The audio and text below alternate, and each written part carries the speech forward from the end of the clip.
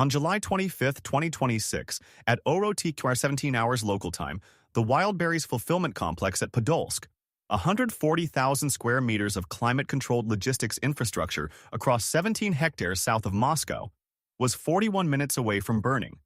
This was not an ordinary warehouse. Intelligence compiled by Ukraine's security service over the preceding 6 weeks had traced a systematic pattern. Pallets arriving from Kazakhstan under commercial manifests, repackaged inside the Podolsk hub, then forwarded to military consolidation points near Belgorod and Rostov-on-Don. Thermal imaging optics, Chinese-sourced FPV components, dual-use electronics moving under consumer e-commerce cover, hidden inside the same logistics network that delivered shoes and kitchen appliances to ordinary Russian families.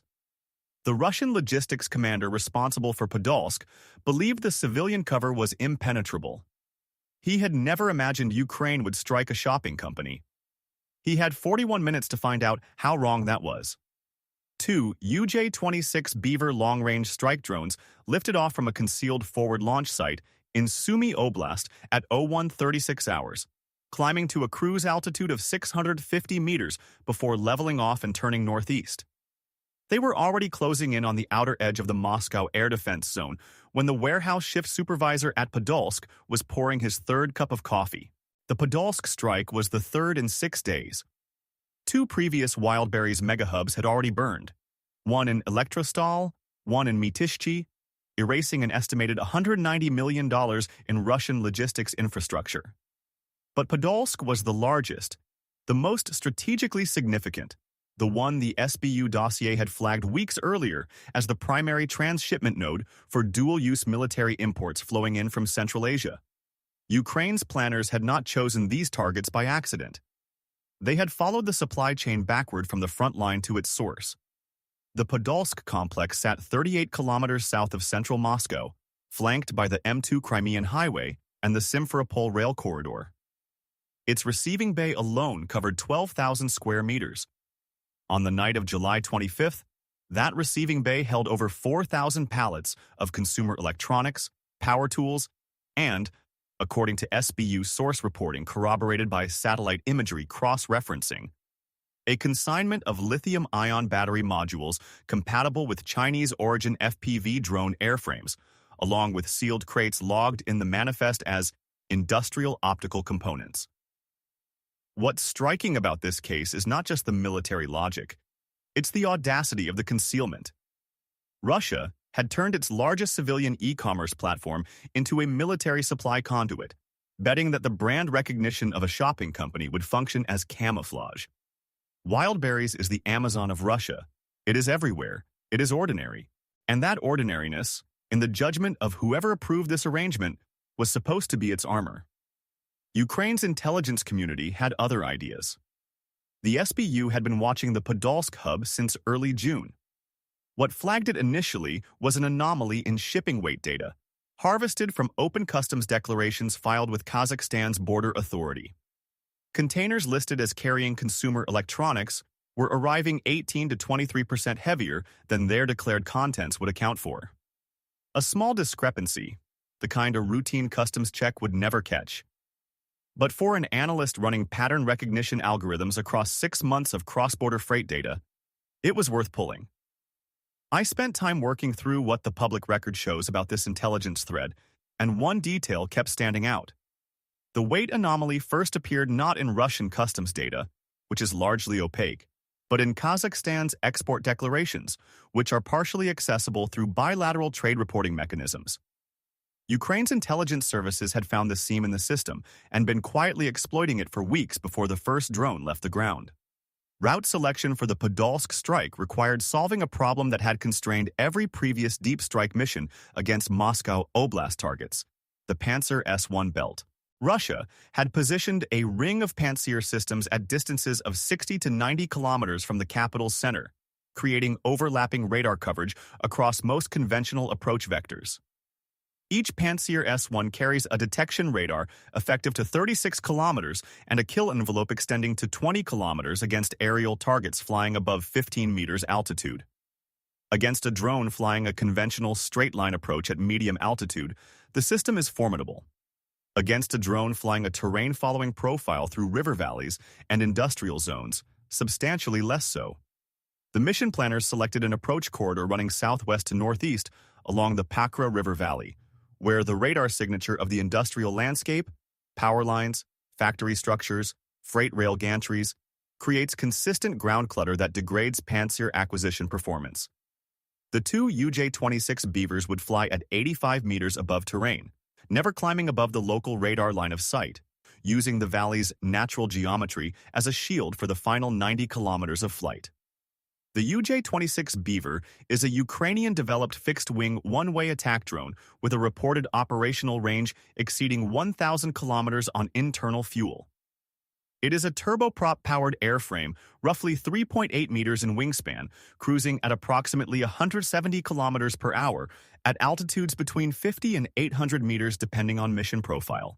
Its navigation system integrates satellite positioning with inertial reference and, in variants confirmed by Ukrainian defense industry reporting, optical scene matching for terminal guidance that resists GPS jamming. The Beaver carries a warhead payload in the range of 30 to 50 kilograms. Not a massive munition by conventional standards, but well-suited for targets where fire, not blast, produces the strategic effect. A warehouse packed with lithium-ion batteries does not need to be hit with a penetrating munition. It needs to be ignited. A 35-kilogram incendiary fragmentation warhead detonating inside a pallet rack system carrying thousands of battery modules will create a fire no suppression system can contain. Ukraine's planners understood this. The warhead selection was not incidental, it was the point. Here is the part that does not make sense on the surface. Both drones were tracked by Russian air defense radar at some point during their approach. This is confirmed by the Russian Ministry of Defense's own partial acknowledgement, which described drone activity in Moscow Oblast without specifying outcome. The Pantsir systems were activated. Intercept attempts were made. Both drones completed their mission anyway.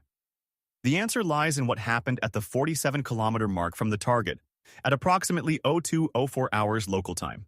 Russian electronic warfare systems attempted to impose GPS denial across the approach corridor, a standard defensive response to detected drone incursion. For a drone relying purely on satellite navigation, this would have been mission-ending. For a UJ-26 Beaver, equipped with inertial optical navigation backup, it was an inconvenience at most.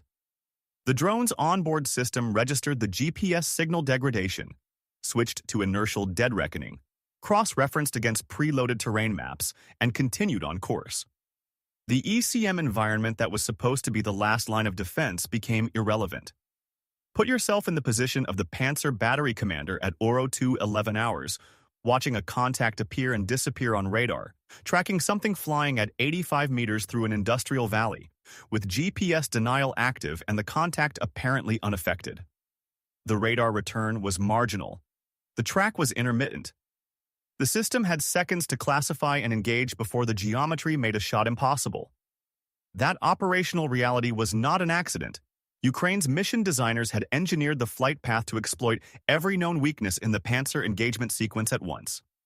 At 02:17 hours and 43 seconds, the first UJ-26 Beaver crossed the outer security fence of the Podolsk Wildberries complex at an altitude of 12 meters, descending in a shallow terminal dive toward the northern face of the main receiving bay.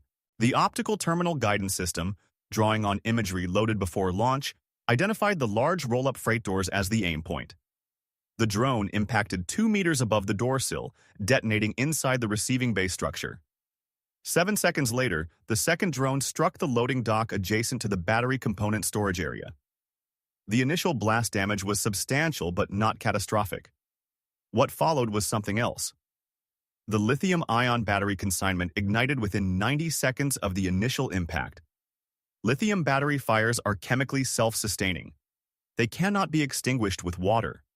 They generate their own oxidizer through thermal decomposition and will continue burning as long as unreacted lithium compounds remain. The Podolsk receiving bay became, within minutes, a fire environment that 47 crews from 3 oblasts, Moscow, Kaluga, and Tula, would spend the next 19 hours attempting to contain rather than extinguish. The strike happened. The Pantsir belt held. The drones got through anyway. That is the detail that should make every Russian logistics planner uncomfortable, because it means the defensive architecture built around Moscow Oblast, at enormous expense, has a known, documented, exploitable flaw. Ukraine now knows exactly how to exploit it. Here is an unpopular take. The Russian decision to route dual-use military components through Wildberries logistics was not a clever deception. It was a miscalculation that made this outcome close to inevitable. The moment civilian infrastructure becomes a military supply node, it becomes a legitimate military target.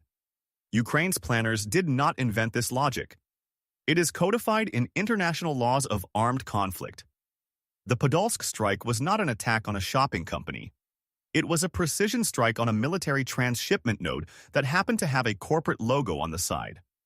Satellite imagery, acquired by commercial providers in the 48 hours following the strike, showed the northern third of the Podolsk complex as a collapsed roof structure above a debris field, still emitting smoke plumes visible from orbital altitude.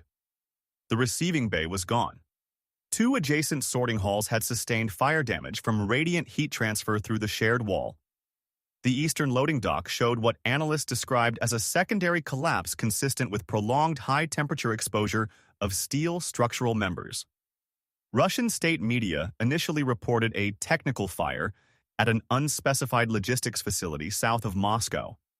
By midday on July 25th, with footage circulating on multiple Telegram channels showing the scale of the blaze, the narrative shifted to acknowledging a drone strike while asserting that all attacking drones were neutralized by air defense systems. Russian military bloggers on patriotic channels openly disputed that characterization within hours. Industry analysts covering Russian e-commerce estimated physical damage to the Podolsk facility alone at between 95 million and 130 million. Adding inventory loss pushed the Podolsk total toward 180 million. Combined with the Elektrostal and Maidishchi strikes earlier in the week, cumulative damage across the three Wildberries facilities reached an estimated $340 million, a figure cited by both Kyiv Independent and RBC Ukraine in their post-strike reporting. One detail stuck with me. The knock-on effect extended well beyond the physical damage. Wildberries' delivery network across 14 Russian regions experienced measurable disruption within 24 hours of the Podolsk strike, as the company rerouted inventory flows away from the destroyed hub.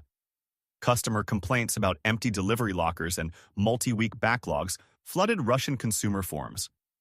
For the first time in the war, millions of ordinary Russian civilians felt a direct personal consequence of the conflict, not through propaganda or news coverage, but through the absence of packages they had paid for and expected to receive. This is what Ukraine's strike planners appear to have understood that Russian logistics commanders did not. The psychological front is not separate from the physical one. Every Russian citizen who opens their delivery app and sees a 3-week backorder estimate is now, however briefly, thinking about the war in a way they were not before. Not about ideology, not about historical narratives, about the thing they ordered last Tuesday that is not coming. Will this change the course of the war? Probably not on its own. But the cumulative weight of these disruptions, the shortages, the delays, the visible evidence that nowhere in Russia is truly beyond reach, has a slow, corrosive effect on the social consensus that sustains prolonged military campaigns. Ukraine's strike planners have clearly decided that effect is worth pursuing. For Russia, the implications of the Podolsk strike extend beyond Wildberries. Every logistics hub in the country that has been used, or could be used, for dual-use military transshipment is now, in principle, a target. Every warehouse operator with a government contract faces the same calculation that Wildberries apparently got catastrophically wrong. The civilian label is not protection if the contents are military. Ukraine's intelligence services demonstrated at Podolsk that they can trace supply chains through open customs data across 3 international borders and then put a drone on a specific receiving bay from over 1,000 kilometers away. The Moscow Oblast air defense belt is expensive. It is extensive. It is also, demonstrably, not impenetrable to a drone flying at 85 meters through a river valley with inertial optical navigation and a mission planner who has studied the radar coverage gaps. What comes next is an intelligence competition. Russia will harden its logistics security. tighter manifest controls, diversified routing, possibly relocating sensitive transshipment nodes further from the front line. Ukraine will adapt, as it has adapted to every Russian countermeasure for the past 4 years. The question is not whether Ukraine can sustain this campaign. The question is how many more warehouses burn before Moscow reconsiders the fundamental decision to embed military logistics inside civilian supply chains. Comment yes or no. Will Russia abandon the civilian-covered logistics strategy within 6 months or dig in deeper? The Podolsk fire burned for 19 hours. The signal it sent will last considerably longer. Ukraine's drone corps has matured past tactical battlefield support and past symbolic long-range strikes. It has become capable of tracing, targeting, and destroying the hidden circulatory system of a modern military economy. One logistics node at a time, one warehouse fire at a time, reaching deeper into Russian territory with every operation, learning from every engagement, demonstrating with each strike that the architecture of Russian strategic depth is considerably shallower than Moscow has led its own citizens to believe. The supply chain that fed the front line ran through Podolsk. It no longer does.